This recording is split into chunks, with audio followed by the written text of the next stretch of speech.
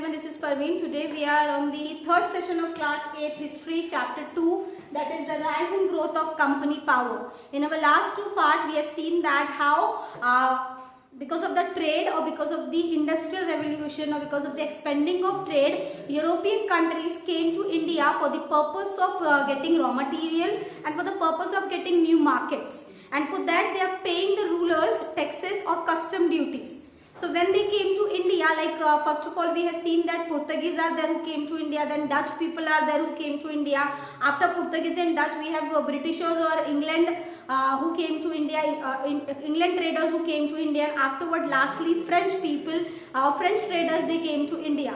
And as they came to India, they have seen that there is a political instability in India, like India is divided between Nawabs, Marathas and Mughal emperors. So on that time these three rulers are having conflict with each other. So India is having political instability, and when these European countries, when they came to India, on that time they tried to capture Indian territories so that they will gain the economic benefit out of it.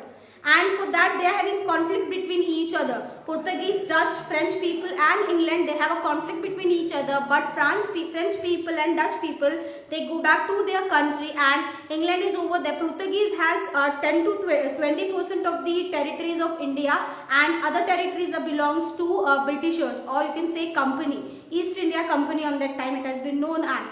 So over here in this chapter we are going to learn that how Britishers came to power in India. So in this session we are going to learn that we have also learned that there is a battle of Plassey. When Britishers try to gain trading power in Bengal, there is two battles fought between Britishers and Nawabs, Britishers and Mughal emperors, that is Battle of Plassey and Battle of Buxar. In our last video we have seen Battle of Plassey between Siraj-ud-Daulah and Britishers, and Siraj-ud-Daulah got defeated. After that Mir Jafar became the officer of Bengal by British army or by East India Company. But now we will see what is Battle of Buxar. But Mir Jafar was failed to give concessions or failed to help the Britishers in making making their trade strong in Bengal. That is why Britishers replaced Mir Jafar with Mir Qasim, who is son-in-law of Mir Jafar. So they replaced Mir Qasim with the Mir Jafar, and Mir Qasim on the time at first he helped Britishers. He has given them many divans and he has given them many trade privileges. But after some period of time, Mir Qasim transferred his wealth to Monigarh to avoid company interference. Now he does not like the company interference in Bengal. That is why he trained his army to modern techniques to fight with the British army, to fight with the England army. He put restrictions on company. All the privileges which he has given to company, he put restrictions on all those privileges, and company got very surprised and shocked when Mir Qasim restricted company power in Bengal. So after that there was a war between Mir Qasim. There was a war fought between Mir Qasim and Britishers, and Mir Qasim got defeated and went to Oudh. In Oudh he made an alliance with the Shahajud-Daulah, son of Siraj-ud-Daulah, and Nawab of Oudh. And by alliance of these three powers, they fought a war. They fought a war with the Britishers, and that war was fought on 22nd October 1764. And that battle, which is fought between the three allied power, that is Nawabs of Oudh, Shahajud-Daulah and Mir Qasim, and Mir Qasim between allied powers and England. This particular war is called as Battle of Buxar, which is fought on 22nd October 1764. Over here we can say that in 1776 that war has been taken place, but British defeated allied powers. Allied powers got defeated by the Britishers, and after that Mir Qasim was thrown out of the Bengal power, thrown out of the office of the Bengal, and in 1776 with royal verdict, company became Diwan of Bengal. They become Diwan of Bengal. That means they gain all the power in Bengal, and Nawab and company came together for administration. There is a mutual understanding between Nawabs and Nawab of Bengals and Britishers. Mutually they try to get the administration in Bengal, and that administration which is made this administration treaty which made between Nawabs and England, or Nawabs or East India Company, is called as dual system of administration in Bengal at the time of Battle of Buxar. So you can say that after Battle of Buxar, Britishers gained the whole control in Bengal. After that, further expansion of British Empire.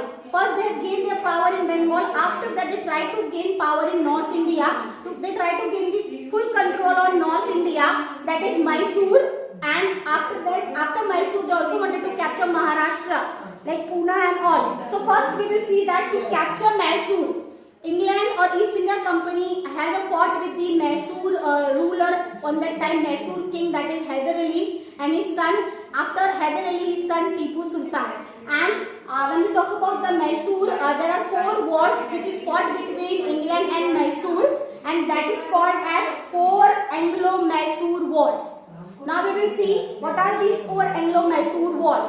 The first Anglo-Mysore wars were fought between 1767 to 69. The second Anglo-Mysore war was fought between 1780 to 84. The third Anglo-Mysore war was fought between 1790 to 92. And the fourth Anglo-Mysore war was fought at 1799. Now from 1767 to 1799, British succeeded to take power in Mysore. In the first Anglo-Mysore war, Nawab of Carnatic, Mughals and Marathas, they are with the Hyder Ali. They are with the Hyder Ali and they try to fight with the Nawab of Carnatic, Mughals and Marathas. They are having a fight with the Hyder Ali to gain power in Mysore. On that time, Hyder Ali take the help of England.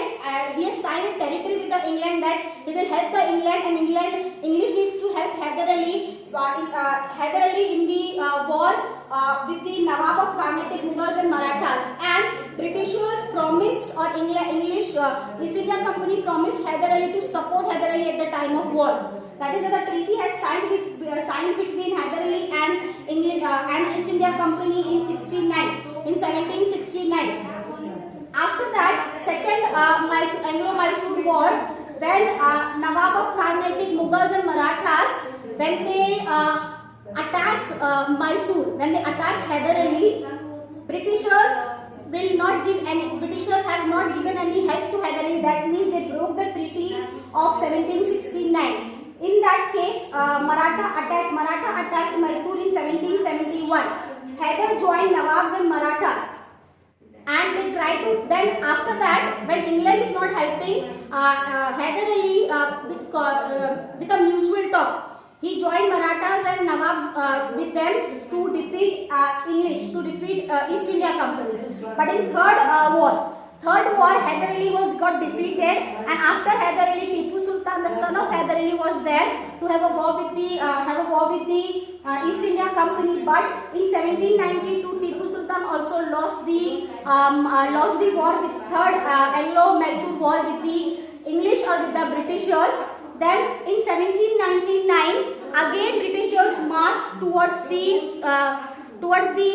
Mysore, and on that time Tipu Sultan was died, and the whole Mysore will be under the control of Britishers. So that is all about the Anglo-Mysore war. After that, Britishers wanted to capture Maratha power, which is called as Anglo-Maratha war. There are 3 Anglo-Maratha war which has been fought.